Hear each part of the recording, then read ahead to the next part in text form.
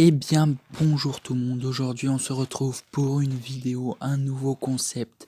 Un nouveau concept qui se nomme Pourquoi regarder cette série.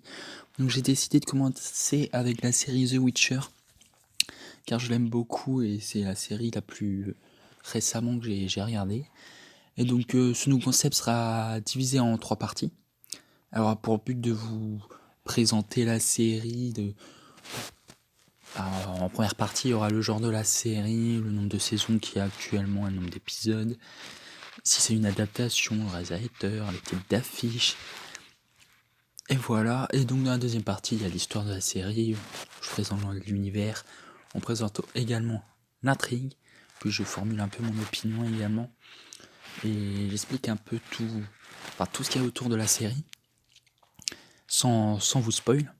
Et la troisième partie, je vous explique, je vous dis d'après moi, pour qui est fait cette série. Pour quel type de personnes qui aiment bien quel genre, voilà. Donc on va commencer tout de suite avec la première partie pour la série The Witcher. Donc le genre de cette série est aventure et fantastique médiévale.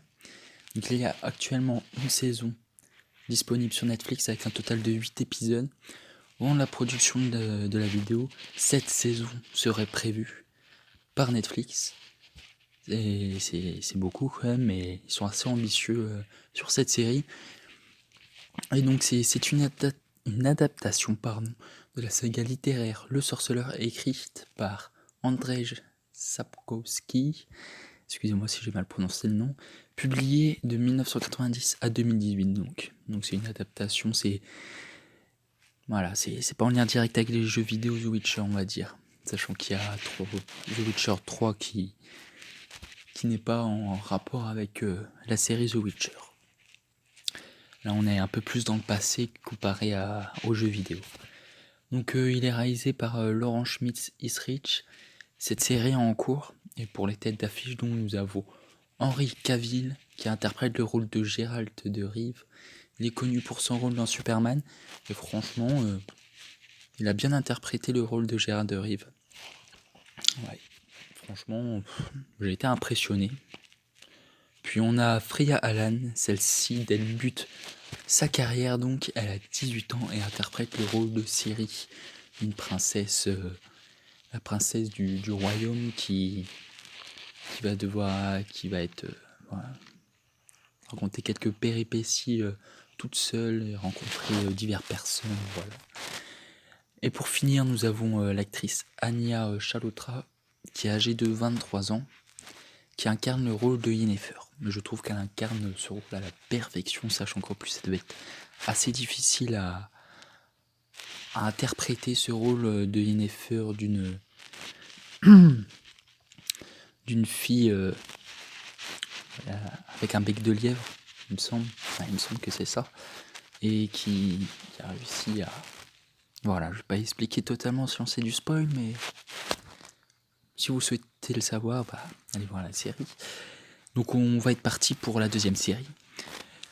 Pour moi, l'univers The Witcher est semblable au Seigneur des Anneaux.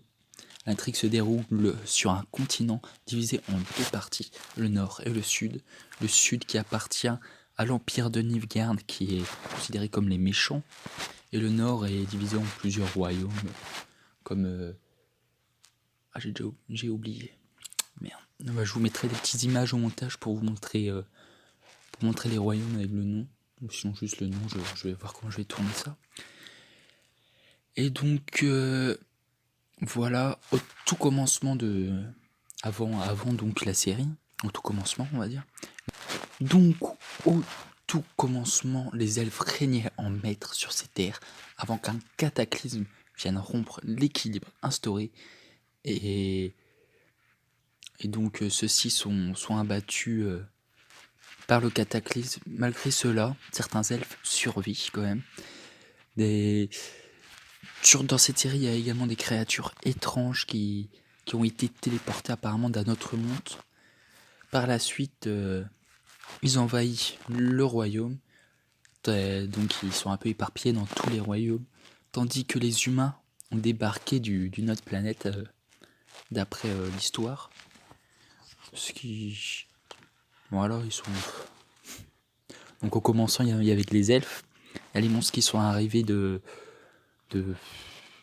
Comment qui sont arrivés téléportés d'un autre monde. On sait pas comment. Et donc les humains ont débarqué dans une autre planète et on sait pas comment non plus, mais c'est pas grave.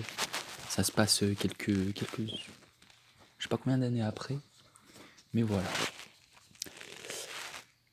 Donc pour faire court, situé dans un monde médiéval sur une masse terrestre connue sous le nom de continent, The Witcher suit la légende de Geralt de Rive et de la princesse Ciri qui sont liés par un destin l'un à l'autre.